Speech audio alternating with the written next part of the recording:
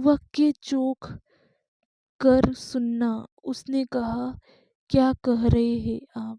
मैं उस लड़की को पीछे उतार भी आया। आप अभी भी कंधे पर लिए हुए हैं। बड़े देर हो गई। काफी समय बीत गया। 2 मील का रास्ता पार हो गया। उस युवक ने ठीक कहा, मन इंद्रियों नहीं है और मन बड़ी और बात है। आंखें तो सिर्फ खबर देती है, मन उपयोग कर रहा है।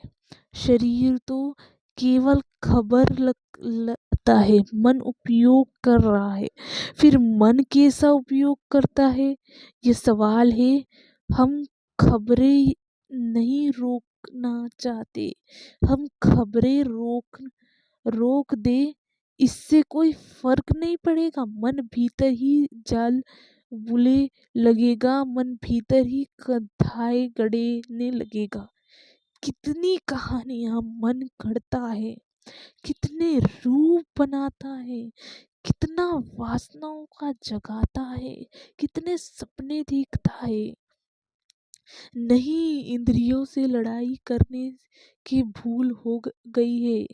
और ध्यान रहे, इंद्रियों से जो लड़ेगा उसकी सब इंद्रियां कमजोर हो जाएगी। और जितनी इंद्रियां कमजोर हो जाएगी उतना ही मन रोंक्रंत हो जाएगा।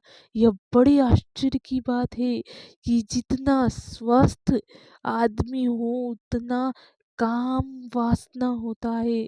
जितना स्वस्थ आदमी हो उतनी ही वासना बढ़ जाती है। ख्याल शायद उल्टा हो, ख्याल उल्टा रहे। साधु सन्यासी सोचते हैं कि शरीर को भोजन मत दो, कपड़े मत दो, शरीर को गलाओ। शरीर को स्वस्थ ना रहे तो शायद वासना पर वि, विजय हो जाएगी।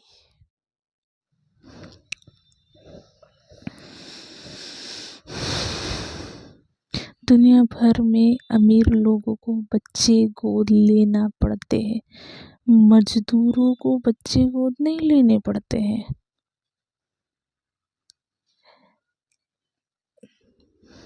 दिन भर थक जाते हैं, थक कर वासना तीव्र हो जाती है। गरीब आदमी ज्यादा बच्चे पैदा करते हैं, अमीर आदमी बच्चा पैदा करने में मुश्किल में पड़ जाता है। शरीर जितना थक जाता है उतनी वासना तीव्र हो जाती है। शरीर जितना कमजोर हो जाता है उतनी वासना तीव्र हो जाती है। जितना स्वस्थ आदमी होगा उतनी वासना का कम होगी, और जितना स्वस्थ आदमी होगा उतने उसके पास बल होगा। जितना बल होगा उतना मन होगा, को दिशाएं दी जा सकती, रूपांतरण किया जा सकता है, ट्रांसफॉर्मेशन किया जा सकता है। लेकिन शिक्षणता और कमजोरी से कई बार धोखा पैदा हो जाता है। कमजोरी, इतनी कमजोरी हो कि हम कुछ भी ना कर सकते, तो ऐसा लगता है कि जिंदगी बदल गई है। तो इंद्रियों को कमजोर करने की एक लंबी यात्रा चल रही है। हजारों साल से उसके परिणाम बहुत घातक हुआ है। उसके परिणाम इतने घातक हुए हैं कि हिसाब लगाना आज बहुत मुश्किल है। किसको जिम्मेदार ठहराएं, उसमें सब हमारे साधु संत और महात्मा जिम्मेदार उठाते हैं। आदमी की सारी इंद्रियां कमजोर हो गई है, और जब इंद्रिय कमजोर हो गई है तो जीवन से इंद्रियों के द्वारा से जो रस आते थे वे भी सब कमजोर हो गए हैं। जीवन से जो रस उसे मिलते थे, जो खबरें मिलती थी, वे भी कमजोर हो गई है। क्या आपको पता है, जब आप देखते हैं एक सड़क पर वृक्ष को, तो आपको सिर्फ हरे वृक्ष दिखाई पड़ते हैं? एक चित्रकार भी दिखाता है आपके ही जैसे आंखें हैं, लेकिन उसकी आंखें हरे रंग की में भी हजार शेड देखती है। हरा रंग भी हजार प्रकार का हरा रंग होता है। आप भी सुनते हैं कोनों कानों से, लेकिन जब एक वीणा वादक सुनता है तो बात कुछ और होती है। बहुत बारीक और बहुत सूक्ष्म स्वरों के भेद भी उसकी पकड़ में आते हैं। वे हमने कान की पकड़ में नहीं आते हैं। और जब कोई व्यक्ति जो प्रेम करना जानता है किसी का हाथ हाथ में लेता है, तो उस हाथ की कुछ कहता है। हमारे हाथ कुछ भी नहीं कहते। हम अगर किसी का हाथ भी हाथ में ले ले तो कुछ भी हाथ में नहीं आता। थोड़ी देर में पता चलता है कि पसीना आ गया। हाथ कोई खबर नहीं लाते हैं, ना ले जाते हैं। हाथ बदलता हो गया है।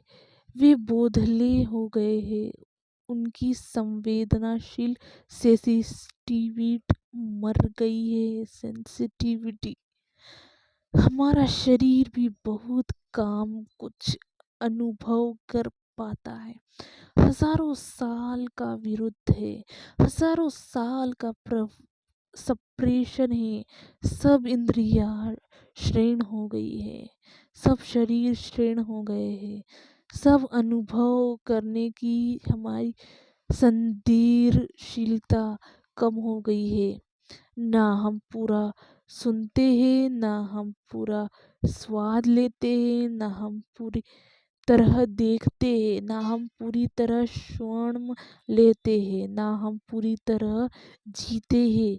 सब दुर्रार हो गया है। सब धुर्रा आदमी जैसे फांसी पर लटका हो। चारों तरफ से सब अधूरा है। और समझने वाले हमें कहते हैं, भोजन करते समय स्वाद मत लेना, अस्वाद व्रत का पालन करना। वे कहते हैं अस्वाद वर्ण से भोजन करना।